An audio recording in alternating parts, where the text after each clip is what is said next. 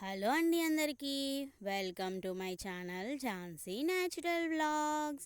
ఈరోజు చూస్తున్నారు కదండి, మన ఛానల్లో గులాబ్ జామ్ రెసిపీ అనేది చేస్తున్నాను. ఈ గులాబ్ జామ్స్ అనేవి చాలా సాఫ్ట్గా పర్ఫెక్ట్గా రావాలంటే ఏం టిప్స్ అనేవి ఈ వీడియోలో చూపిస్తానండి. వీడియో కంప్లీట్గా చూడండి.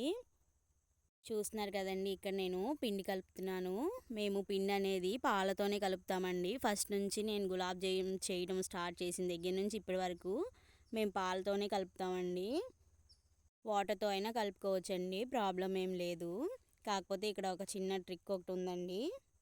అదేంటంటే ఈ పిండి ఉంది కదండి, ఈ పిండిని ఎప్పుడు మనం వేళ్లతోనే కలపాలంటండి. గులాబ్ జామ్ పిండిని మనం చపాతీ కలిపేసినట్టు ఇలా అరచేత్తో పిసికేసి కలిపేయకూడదంటండి. అప్పట్లో నాకు తెలియక చపాతీ పిండి కలిపేసినట్టు కలిపేసి ఒక హాఫ్ అన్ అవర్ అలాగా పక్క నుంచి మరీ చేసేదానండి, సాఫ్ట్గా వస్తాయని చెప్పేసి. కానీ అలా చేసినా కానీ లోపలంతా శుద్ధగా ఉండేదండి. సిమ్లో పెట్టి కాల్చినా కూడా అలాగే ఉండేది. తర్వాత మా వదిన చెప్పారు అలా కాదు ఇలా చేయాలని చెప్పేసి.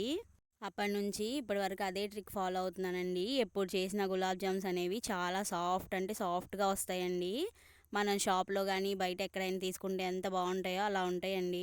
ఇలా ఈ బాల్స్ చేసుకునేటప్పుడు కూడా నీట్గా క్రాక్స్ ఏమీ లేకుండా చూసుకొని చేసుకోవాలండి. ఇలా క్రాక్స్ ఏమైనా వస్తే ఆయిల్లో వేసి ఫ్రై చేసేటప్పుడు క్రాక్స్ వచ్చేస్తాయండి.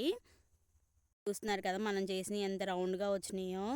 చూస్తున్నారు కదండి, ఇక్కడ షుగర్ సిరప్ అనేది రెడీ చేసుకుంటున్నాను. ఇదేం లేదండి, షుగర్లో వాటర్ అన్ని వేసేసి స్టిక్కీగా అయిపోతే చాలండి. అది ఆ పాకం ఏం రావసరం లేదు.